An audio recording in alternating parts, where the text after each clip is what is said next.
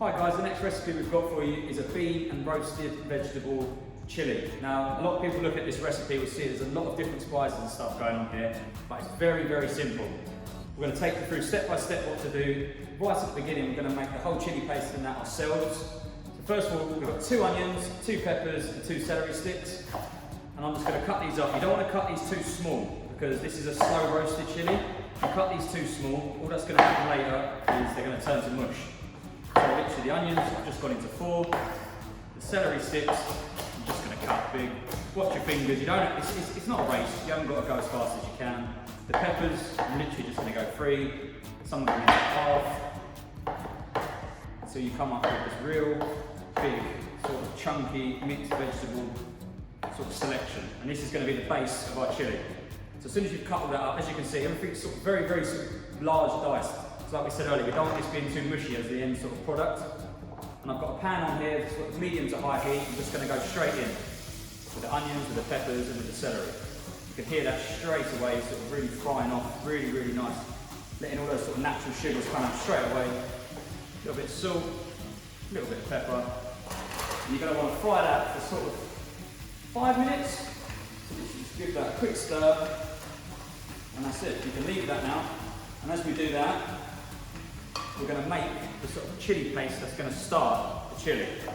Looking at these ingredients, a lot of people would sort of panic, but these are very easily bought in any shop. So we've got some paprika, cinnamon, chili flakes, oregano, cocoa powder, chipotle paste, red wine vinegar, and cumin. And then we've also picked up is these roasted peppers. You can get these in any supermarket. You can get these quite cheap now. And all I've done to these is I've opened them up and I've drained the juice off. You don't want to get rid of that juice, because that's going to add more flavour to our chili. So literally the first job for this, out of these peppers, is literally to grab 3 peppers from here, as you can see. They've been perfectly roasted.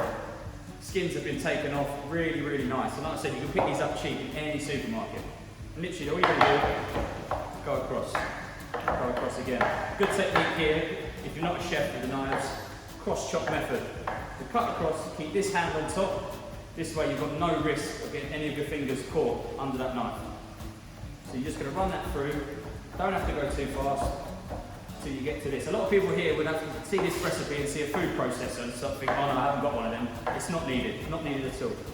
So run that through. As you can see, I've only run that through for literally 30 seconds. Nicely small, it's almost turned into a pepper sort of puree.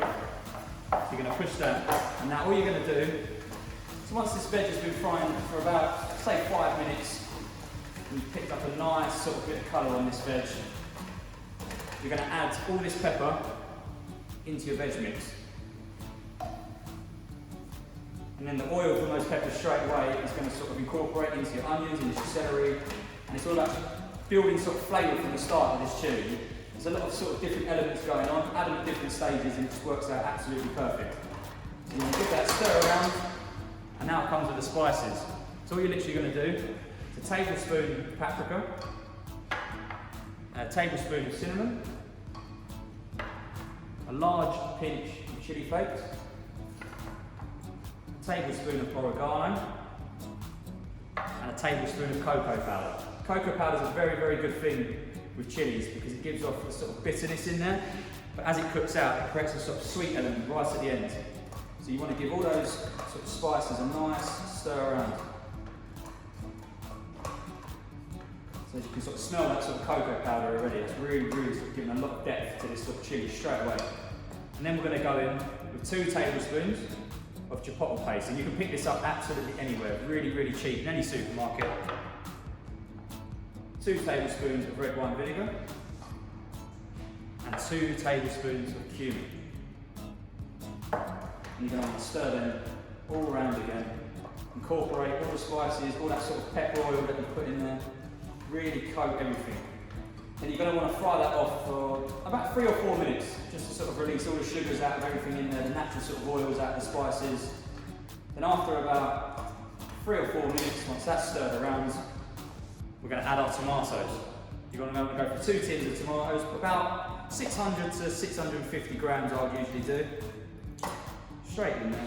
And as you can see, stir it around. It's going to turn, the colour's going to turn straight away. Stir all your spices, you can see it's sort of brown and coming straight from those spices. And you're going to want to sort of make sure everything's coated in there, just like that. And then at this stage, that pepper juice that we said save, you're going to want to put that in as well. All of that. Don't worry, a lot of people might look at this and think that's sort of very oily, but it's not. It's going to cook out. This is a very slow roasted chilli, so that's going to cook out. So you've got all that sort of spices, all those sort of oils, all incorporated in there now. And you're going to leave that on there. And the last step is refried beans. A lot of people always want meat in their dish, but refried beans is a really, really good substitute. Because if you smell it, they've sort of got this sort of meaty sort of smell to them. And as they cook out, they really do give a sort of meaty flavour as well. So if you just want to try something different, beans is a really, really good substitute for me. So this is 1 tin of beans that's going to go in there. It's about 400 grams, and you're going to stir that around. As you can see, a lot of people would probably think this sort of stage it looks a bit sort of like mashed up, but that's fine, because all you're going to do is once those beans break down, that is the first stage to your chilli.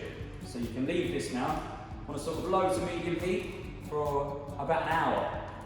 And then, so this is the best point. So now, because there's an hour gone, you can go and catch up on your Netflix, or you can check your phone, whatever you need to do. So all we're going to do, turn that down onto low, and we'll see it in an hour. So we're back after the hour.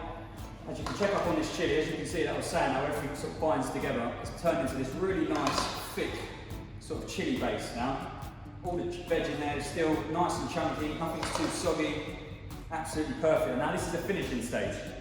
So the peppers that we had earlier, you get them out of the jar, and you just literally, same again with the knives, keep your fingers in, you're just going to cut all these up. So whatever size you want really, I'm going to go for a nice sort of big chunky pepper because it gives a nice sort of bite right at the end. So just like that, you can even, any size you want, you can go smaller if you want.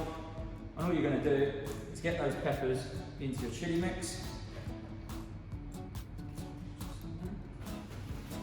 Give them a stir around so they're all incorporated into that nice chilli sauce that you put all that effort in making earlier. And then the last step is a couple of tins of black beans from the supermarket. Once again, very cheap, you can pick these up from absolutely anywhere.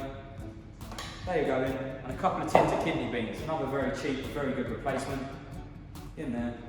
And all you're going to do is incorporate all those beans. And this literally needs 30 seconds just to heat all those beans sort of through. You don't want to overcook those beans and sort of turn them into sort of stodge, because that's what no one wants there. And you're going to stir that through, just like that, as you can see. And that is the finished sort of chilli there, which is absolutely perfect, like we said. It's all thick, you can smell all those different spices, all those base layers. It's just absolutely wonderful flavour coming from that. And this is a great sort of dish that you can share.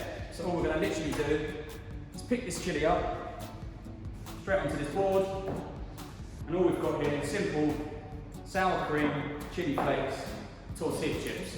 Simple as that. That can go middle of the table, everyone can pick at that, while you go back to watching the Netflix all together or a games night. Absolutely wonderful. That is the roasted pepper and bean chilli. So there it is, that is the roasted veg and bean chilli.